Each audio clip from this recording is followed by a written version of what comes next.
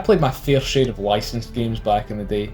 You know, Transformers, Spider-Man, Transformers, Star Wars, Transformers. Well, perhaps there wasn't as much variety as I thought. But among the pile of robot-heavy licensed games lay another robot-heavy licensed game. Terminator 3 Rise of the Machines is a 2003 FPS based on the film of the same name. It came out on PS2 and Xbox and was stupendously mid. Yeah, who would have thought that T3 wouldn't make for a Game of the Year contender? Not me, because I fucking loved this game, and there are a couple of reasons. For one, and not to mention, and finally,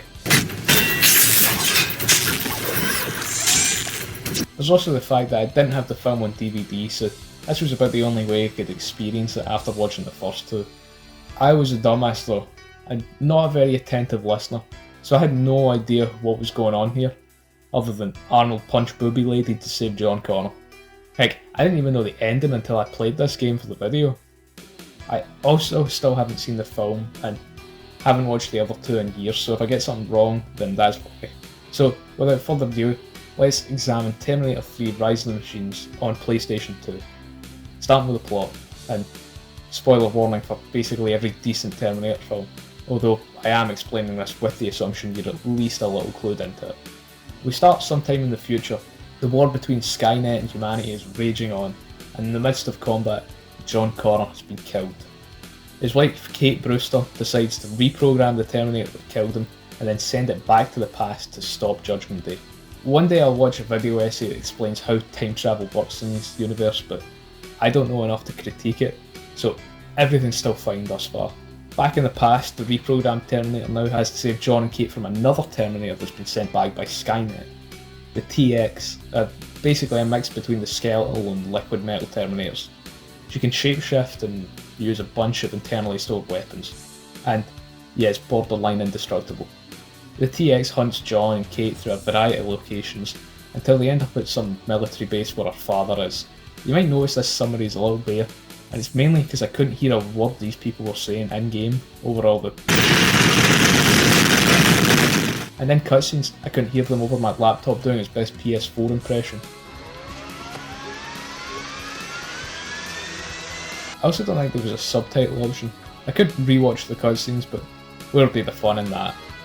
Anyway, our protagonists make it to what they think is the core of Skynet, deep below the military base, but as they attempt to stop it once and for all, Judgment Day happens. The nukes launch, and everybody fucking dies. Oh, and the Arnold Terminator kills the hot one and dies in the process. Keep in mind, as far as I'm aware, this is almost one-to-one the film's plot, so these critiques go for it too. The biggest being, why does it end that way? I mean, way to destroy the victory of the previous films. The first film, you know, that was like, at least the world will be saved eventually. And the second one, the world straight up does get saved, but then this? What are we doing here? Could you imagine if Halo 2 just ended with Tartarus firing the ring? Or they made a fourth Star Wars film and Palpatine just kills the whole cast and restarts the Empire? Every shred of effort made by Kyle Reese, John Connor, or indeed Sarah Connor, remember her, has been nullified to create a future where everything gets worse. And since the Salvation sequels get cancelled, that's just it. The world is, as far as we know, doomed. My other big issue, where is Sarah Connor? Why is she dead? I presume it's probably something to do with Linda Hamilton not wanting to be in it, but one of the best protagonists in film history and just poof. I mean, imagine in our hypothetical Star Wars 4, if Luke just died of kidney failure off screen. Yeah, there's time travel too, but like I said, I can't figure out how the first two work, so figuring this one out is an impossibility. That being said, I think the plot works fine as just another Terminator film. I think honestly it just gets ruined by the ending. If I actually had them finally putting a stop to Skynet, there's a good chance it might be looked at a bit more fondly. At least I know I'd think of it better. The game has a pretty interesting way of telling the story, because it's presented not only through gameplay and in-engine cutscenes, but also pre-rendered cutscenes, and actual clips from the movie. The way these scenes were chosen though is kind of odd. Sometimes they contradict what you've actually just seen in the pre-rendered cutscenes. Hell, sometimes the gameplay does that too. And often these scenes are picked basically to be exposition dumps. So on occasion you might just find yourself forgetting you're not just watching the movie, because there hasn't been any gameplay in a while. And that's kind of confusing because, let me tell you, there is a lot of gameplay. And that isn't me saying the game is particularly long though, only that a high proportion of it is gameplay, with only a few cutscenes sprinkled in there. I mean, there's only so much action to adapt from the movie, so you end up with sort of filler stages with almost no plot. These aren't necessarily a bad idea to pad it out, but look at this. 5 straight minutes of punching carts. We'll get to the gameplay more in a second, but I want to examine the cutscenes first. The in-game ones are typically nothing special and are just setting up your next objective. The pre-rendered ones though are more recreations and reimaginings of scenes from the movie, and I think they look really good. For a movie tie-in game, especially one as shonky as this, these are beyond passable. I mean, the Terminator actually does look like Arnold. Movement is nice and so is lighting. Kate Brewster's face is about the only thing I'm not huge on. She just doesn't look right. Even in the past when it's supposed to be a younger version of her, she's just wrong looking. Like a human from SA2. I'd forgotten about all these scenes, so getting to watch them was kind of a pleasant surprise, even if the audio was muffled by. It's quite jarring though when you jump between seeing these characters like this to this to this.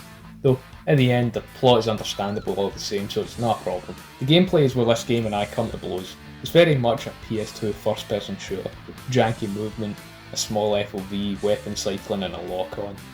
But thank God for that lock-on. Without it, I think it might be impossible. Like, the PS2 and its controller were great for a lot of things, but first-person shooters were never it. Even Red Faction, one of my favourite PS2 games, I think is really awkward to control, and again has lock-on to make things easier. At the very least, since you're a robot, the lock-on kind of makes canonical sense, and with Terminator Vision, okay, you get a pretty effective lock too. Well, until your health bar drains from a couple of seconds of gunfire. So there are two main issues with the gameplay, the enemies and the weapons. The enemies are not very fun to fight. They pretty much all just stand still and shoot, making them fairly boring. They also all basically die in the same number of hits, regardless what type of Terminator they are. I mean, look, none of them feel like a threat on their own, so they really don't feel like Terminators. I mean, if they can be taken down this easily, there's no way humanity should be losing. You see one of the big tank guys and you think, oh shit, boss time, but no. With Strangers, you often get these mini cutscenes where the game hypes up an enemy like they're a big threat, but it's just another regular enemy you've killed 1,000 times already. There's a lot of variety to enemies. There is a segment where you get to fight humans as the Terminator prior to his reprogramming. They're only a little weaker than the Terminators though, so it feels a little silly. Then in the past segment you do fight some SWAT guys. Kind of forgot to mention them in the plot synopsis, but yeah, it's silly me.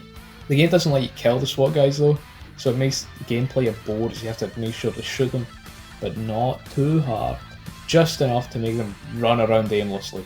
That part of the game is also nobody's favourite kind of level, an escort mission. Yeah, protect John Connor from just running directly into gunfire. Let me show you how that goes in your first try.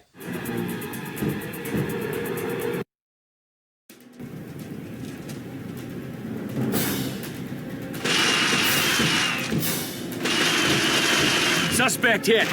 No, he's... What's worse is every time you restart the level, it plays the cutscene again. And the level has an in-game cutscene as well, which gets skipped with a different button. Then you get in the gameplay and 3 seconds later, John is dead before you can even ascertain what killed him. Where the hell were we? Right, the enemies. Well, the SWAT guys are just as annoying as the rest, because they just take hits, but then other times they don't, and other times they die and you have to reset the level. And real quick because I'll forget, and I don't know where else to mention it. But there's sometimes a continue button when you die and sometimes not. I really died in my playthrough, so I don't even think I have footage of it. But it appears there might be some sort of life system in place. I don't know. Yeah, enemies are mid as hell. Weapons, well, they're just downright bad. Don't get me wrong, most of them look really cool, especially with all the lights and reflective surfaces. But they can be so underpowered, and so many of them lack so much ammo, you won't even have a use for them. Like the Skynet SMG. I swear, I see the little box saying picked up Skynet SMG every 30 seconds, but whenever I take it out, it only ever has something like 30 shots left. What's the point? And sometimes weapons just won't hit their targets because of, well, I'm not quite sure. More often than not, you'll find yourself lacking in ammo, but switching weapons is really slow and clunky, so you'll end up just taking damage in firefights while having no way to defend yourself. Reloading can also take way too long sometimes, so between that, 2 of the weapons being useless grenade launchers, one being a rocket launcher that's also useless, another being a rocket launcher that often lacks ammo, projectiles choosing not to hit their targets, and the disappearing SMG, only one weapon is truly viable. This one. This finally makes you feel powerful. You get to one-shot everything with the secondary fire on it. I enjoyed myself with this one, and it also just looks awesome, like some sort of joint venture between EGAD and the Forerunners. The level design in the game is pretty good for the most part. It's intuitive, save for the 2 or 3 where the fuck do I go moments. The level geometry could do with some more space to explore, some secrets, and perhaps some more cover for the open areas, but it's enemy placement that falls flat. There are just way too damn many of them at some points, often crammed into tiny rooms or put so far in the distance they just slowly tick your health while you can't even manage to hit them. The game contains many segments where the enemies just keep appearing to the point where it feels like they spawn infinitely, but no, you have to sit, grind away until they stop coming, and they never introduce anything to spice up typical combat, likely because of this, the boss fights. Do not scratch your eyes, this FPS did just turn into a 3D fight game, and a very bad one at that. As far as I can tell, there aren't anything but throws and one button combos, so punch punch punch or kick kick kick, or throw. That's your options. Apparently the throws change with the directional inputs, but you spend so long moving forward that you're almost always holding the same direction when you hit the throw button, so you'll be seeing a lot of this. These bosses were a cool novelty in 2003, but with the odd physics, inconsistent animations, and goddamn limping, I don't know if I'm a fan. I do like the way damage is actually displayed though, that's pretty cool. Graphics wise, the game is pretty average for the PS2. It's no Snake Eater, but few games are, and it gets the job done.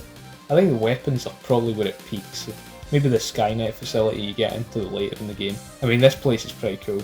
The funeral home's nice too, but the rest of the areas are simply just passable. The one place I think the graphics struggle is with humans. Part of my brain desperately hates these. I can't pinpoint why, but somewhere between their ugly uniforms and uncanny stature. Ugh.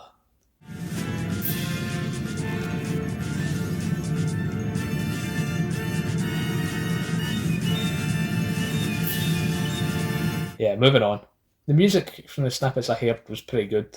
There was one time I heard it and it really didn't suit the scene, but overall, I don't have any gripes. Of course, it does get the Terminator theme on the title screen, which is just genuinely wonderful. I used to sit and stare at this title screen while watching these clips and just listening to it on a loop. I did the same for the Revenge of the Sith game too. Spectacular entertainment for the time. Really, the game has pretty good presentation for everything except for level transitions. Just watch. Excellent. And you even blasted a shortcut to the...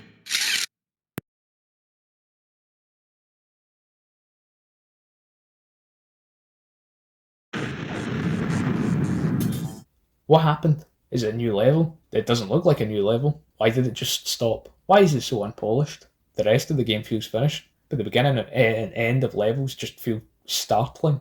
I don't know, maybe I'm nitpicking. The game also has a bunch of extras. You can watch the cutscenes and behind the scenes, movie clips. There's a bunch of stills to look at as well. Even a couple of Atari games. You unlock these by finding the respective arcade cabinets hidden in levels. I only found Missile Command, but on my actual PS2 save day I have Centipede unlocked. I only played it for a minute or so, and yeah, it's Missile Command. Other than those, there's some cheats, which I actually have written down on a piece of paper still from back in the day. And, Terminator 3 The Redemption. Let's see what this is.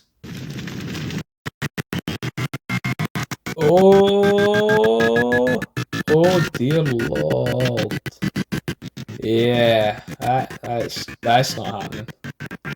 I'll leave that there. We can cover that next time. So I guess remember to hit the buttons below, and goodbye.